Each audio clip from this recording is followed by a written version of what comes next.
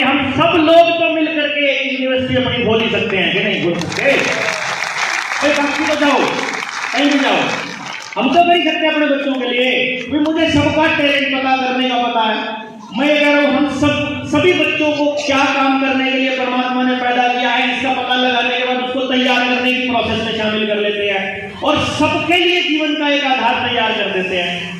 तो ये वाली बात मैंने जब मोदी साहब को बोली कि भाई कौशल विकास योजना चालू करी है आपने, पीएमकेवीवाई चालू किया था, तो मैंने कहा कौशल तो पता नहीं है हमको, तो कौशल विकास कैसे करेंगे? तो उन्होंने कहा कि अफसरों को मिलने के लिए DRPO मिला करके मैं फिर स्मृति ईरानी से भी मिला, वो मैंने अपनी वीडियोज में खूब बोला हुआ है, तो आप सुन सकते हैं आराम से वहां पे। लेकिन अल्टीमेटली मुझे ये समझ में आया कि किसी MLA, MP, CM, PM या तहसीलदार, मास्टर, सबको में से किसी को ये नहीं पड़ी है कि आपके बच्चों के लिए वो कुछ करे। उनको अपनी नौकरी करने से मतलब है, वो अपने टाइम पर आते हैं, टाइम पर जाते हैं, जो ऊपर से आदेश से जाए गुलाम की तरह वो उसको फॉलो करके अपना कर देते हैं। उनको आपके बच्चे से कोई लेना देना नहीं है। अब वो क्यों करेंगे आपके लिए? अब आप कैसे करेंगे? आपके पास तो समझ होनी चाहिए। समझ देने का काम आपको बचपन से किसी ने दिया ही नहीं, क्योंकि बचपन से तो वही है उस मां की तरह पेपर की तैयारी कराने में सारी जिंदगी बीत रही, सारे माँ बाप की सारे एग्जाम की तैयारियों में ही गुजर गई। तो समझ कैसे देंगे? स्वस्थ कैसे रहना इसकी समझ, गांव में कैसे आचरण करना इसकी समझ, कोई गलत चीज हो रही है उसका विरोध कैसे करना उसकी समझ, कोई चीज टूट गई है घर में उसकी समझ, उसको ठीक करने की समझ, रिश्ते टूट रहे हैं उसकी समझ, जीवन में कोई चीज गलत आ जाए, फेलियर आ जाए, अगर हम फेल हो जाए उसकी समझ। कोई समझ देने वाला काम तो हो ही नहीं रहा है समाज के अंदर, तो फिर किसी को मालूम नहीं। और उनको ये पता है कि जिनके बच्चे बर्बाद हो रहे हैं अगर वही सो रहे हैं तो हमने क्या ठेका ले रखा है। तो फिर ये कैलकुलेशन करने के बाद मैं गांव में जाना चालू किया। सब हार के मुझे ये समझ में आया कि पेरेंट से बात करनी पड़ेगी, क्योंकि स्टेक होल्डर पेरेंट है। उसको जिसका काम जो करेंगे वो पेरेंट करेंगे, कम से कम अपने बच्चों के लिए कुछ तो ट्राई मारेंगे। उसका रीजन क्या है? रीजन तो ये है, मैंने गांव वालों को समझाया कि देखो जी ताऊ बात सुनो, अब पहले तो बात ही सुनो, पहले तो यही कहानी पड़ी है। आज तो आप लोग अपना पैसा खर्च करके यहाँ तक पहुँच गए। पहले दिन तो मैं जब गाड़ी उठा के निकला, गांव में कोई बात करने को बंदा ना मिले, तो जहाँ चौपाल में ताश खेल रहे थे कुछ बूढ़े, बैठ गया अंदर जाके। मैं कहा ताऊ बात करनी है। वो बोले क्या बात करनी भाई? मैंने कहा जी बच्चों के बारे में बात करनी, आने वाले टाइम में हमारे बच्चों के लिए बड़ा खतरा हो रहा है, उस पर चर्चा करेंगे। उसने बोला ऐसे पत्ते बांट रहा था, जब बोला था और पत्ते क्योंकि बाजी खत्म हुई तब मैंने बोलना चालू किया। तो पत्ते बांटते बोला क्या बात करनी, तो मैंने अगली बात कही, तब तक उसके पत्ते बन चुके थे ऐसे ऐसे करके। हाँ बोल मार के पत्ता बोल। तो मैंने कहा जी थोड़ा सा बाजी खत्म कर लो उसके बाद कर लेते। अब बाजी खत्म बोला तो लेट होएगी खत्म। मैं तो कोई बात नहीं खत्म, एक हो गई, दूसरी हो गई, तीसरी, उन्होंने देखा कि बेशरम जाएगा नहीं। तो जब बाजी खत्म हुई तो वो पत्ते लपेट समेट मुझे बोला हाँ बता, अब बता। ले सारे घूम के मेरी तरफ मुंह कर लिया। तो मैंने उनको अपनी जो बात मेरे पास थी मैंने बताया। और सबसे पहले बात करने से पहले तो उन्होंने मेरे से यही पूछा, मेरे हाथ में काला सा बैग था जैसा होता है अटैची टाइप, उसमें कुछ दस्तावेज थे जो मैंने अपनी फाइंडिंग की। मैं तो बड़ा राजी हो जाता था ना, ये दिखाऊंगा सबूत कि देखो मैंने ऐसा काम कर रखा है, मैं ये कर चुका हूँ, मैं तुम्हारे बच्चों के लिए ये कर दूंगा, तुम्हारे गाँव के लिए ये कर दूंगा। मैं तो पूरा खुश हो जाता था कि कोई भी माँ बाप जो है ना वो नहीं करेगा। और बैग पर देख के सबसे पहले वो लिखा भाई क्या बेचना आया? मैं कहा मैं कुछ बेचने नहीं आया हूँ भाई, मैं तो बात करने आया हूँ। क्या बात करने? तो फिर जब बात करने लगा और बात बताई मैंने, तो बात सुनने के बाद ऐसे बैठे बैठे भाई थोड़े बात को सिर्फ पते की है। 16 आदमी सच है पर हमारी तो कोई इधर आईडी नहीं सुनता, हमारी तो हमारे घर वाले भी नहीं सुनते, हम कुछ नहीं करते। ओके थैंक यू, चल भाई। फिर अगली जगह, फिर अगली बैठक में कहीं के पर कहीं कोई। मुझे हौसला कहाँ से मिला जब 3-4 राउंड हो गए। अब हर बार जो हम पूछे कुछ हर बात समझ में लोगों में, मैं कहा आज देखिए अब उसको क्या कहूँ, सुनते ही नहीं है, पूरा दिन भौंक भौंक के आ गया, कोई नहीं सुनता है, कोई सुन ही नहीं रहा। मैं कहा आ जाइए।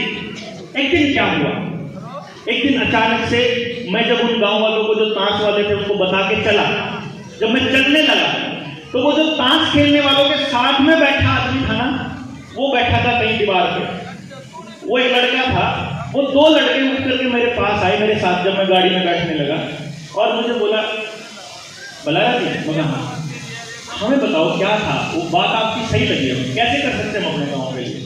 ओह मिल गया भाई, पहला आदमी मिल गया, बैठ के चर्चा की। तो वहां पहला आदमी मिला मुझे, बड़ी ऐसा लगता था जैसे बड़ी तपस्या चल रही है और परमात्मा ये देख रहा है कि देखते हैं ये आदमी कब हार मान जाएगा। बड़ी दिक्कतें आती हैं रास्ते में, कभी कुछ कभी कुछ। हमें गांव में तो प्रूव करने की पोजीशन पे आ गए थे 2020 में और कोरोना आ गया, फिर लड़ाई चालू करी, फिर 3 साल तक भौंकते रहे, फिर उसके बाद अभी तक बोलते बोलते हम तो हटे नहीं। और हमने देखा कि ताश वालों से बात करते हुए ये दीवार पर बैठे हुए इतने सारे लोग मिल गए। तो ये समझ में आया कि प्रयास कहीं भी करोगे उसका असर ब्रह्मांड में कहीं ना कहीं हो रहा है, तो उससे ऊर्जा मिलती है, हिम्मत मिलती है कि होगा, करेंगे, जितना बनेगा उतना तो करेंगे। जरूरी थोड़ी ना है कि मंजिल तक लेके जाना है। हमें ये तय करना है कि हम किस तरफ थे, अपने बच्चों की बर्बादी करने वालों के पक्ष में खड़े थे या हम इसके लिए लड़ रहे थे। इसके लिए जब हम आगे बढ़ते हैं तो मालूम पड़ता है कि हाँ कुछ बड़ा होने वाला है और फिर हिम्मत बढ़ती है। तो आप सब लोग जितने भी आप यहां आए हैं, मैं आपको बता नहीं सकता कि मुझे कितनी ऊर्जा मिली, मुझे कितनी हिम्मत मिली। जिन साथियों ने मेहनत करी थी, जो साथी चले थे, जो कभी 10 साल पहले चले थे वो बीच में छूट गए, कोई 8 साल पहले चला वो छूट गया, क्योंकि वो थक जाते हैं। वो कहते कितने दिन से यही बोल रहा है यार, कितने दिन से यही बोल रहा है, मैं क्या करूं बताओ, तुम बताओ ना। उनके सिस्टम के सामने सरेंडर कर दे क्या? मैं जब तक जिंदा हूं मैं अपने बच्चे के लिए सरेंडर नहीं करूंगा, मैं लड़ूंगा, सीधा आखिरी सांस तक लड़ूंगा। मुझे इस सिस्टम को ठीक करने की लड़ाई लड़नी है, मेरे पास दूसरा रास्ता नहीं है। आपके पास है तो मुझे नहीं मालूम, क्योंकि मेरा कलेजा उस दिन फटने को आया जिस दिन मेरे बच्चे ने मुझे ये बताया। 5वीं क्लास में था वो, शायद 10 साल का रहा होगा, और उसे ये भी नहीं मालूम था, क्योंकि हम डॉक्टर्स के पास नहीं जाते होते हैं आमतौर पे। डॉक्टरों के पास हमारा कोई लेना देना होता ही नहीं है, एलोपैथी वाले राक्षसों के पास तो बिल्कुल ही नहीं। कभी जाना पड़े तो बात अलग है, वहां भी तक हम कोशिश करते हैं बचे रहेंगे।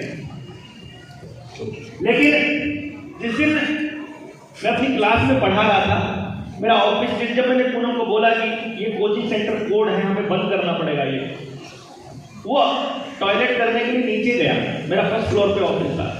वापस जब आया तो मैंने बोला काफी देर हो गई, लेट क्यों हुए? तो उसने मुझे बोला हाँ रखिए भाई, आवाज लगी ऊपर करिए। तो उसने मुझे बताया कि नीचे टॉयलेट में ना एक डॉक्टर अपने आप को इंजेक्शन लगा रहा। उसने सोचा डॉक्टर होगा, वो इंजेक्शन जो लगा रहा है खुद को ही। मैंने कहा फिर? कहते इंजेक्शन लगाते लगाते वहीं सो गया। तो मैं उसको देख रहा था, मैं उसको क्या बताऊं कि वो नशा था और वो सोया नहीं था, वो गिर गया। फिर एक दूसरा डॉक्टर आया, वो भी ऐसे इंजेक्शन लगा रहा था, वो भी गिर गया, वो भी सो गया। मैं तो उनको देख रहा। मेरे पास 2 बच्चे पढ़ते थे डीएसपी के, मैंने उसको फ़ोन किया, मैंने कहा भाई साहब बहुत बुरा हाल है, मेरी क्लास के बच्चे, मेरे इंस्टीट्यूट के बच्चे भी यहाँ जाते हैं तो अच्छा नहीं है, ये गलत है, इसको ठीक करो, इसको यहाँ से भगाओ।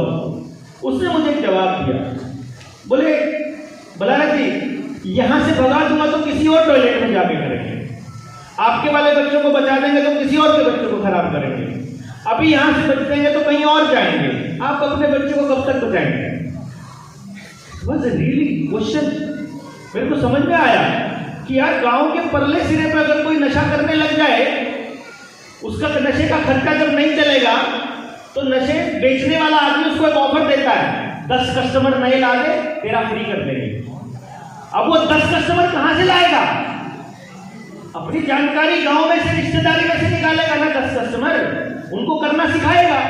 मैंने पहली बार जब बीड़ी पी थी तो मेरे पड़ोस का मेरा चाचा लगता था, वो मुझे बोलता है काले को, मेरा घर का नाम काला है मेरे को बोलता है काले तू मोटा नहीं होता। मैं बड़ा सुक्कड़ सा पतला सा आदमी था, बच्चा था। मैं बोलता पता नहीं चाचा, मैं तो खाऊंगी खूब हूं और मोटा होता नहीं, ले बीड़ी पी ले मोटा हो जाएगा। ये लाइन मुझे याद है भाई, मतलब मैंने वो उसने मुझे मोटा होने का लालच दे के खिला दी, तो किसी को और को भी तो इंटेलिजेंट होने का लालच दे के कोई ना कोई दे सकता है कि देख तेरा सारे प्रश्न याद हो जाएंगे, देख तेरा तेरी मां की सारा गुस्सा भूल जाएगा, देख दुनिया की इतनी डिप्रेशन गायब हो जाएगा, एक सुन ले कटा मौज जिंदगी। और वो करके देकर खत्म। अब वो मुझे समझ में आया कि एक दिन वो 10 कस्टमर बनते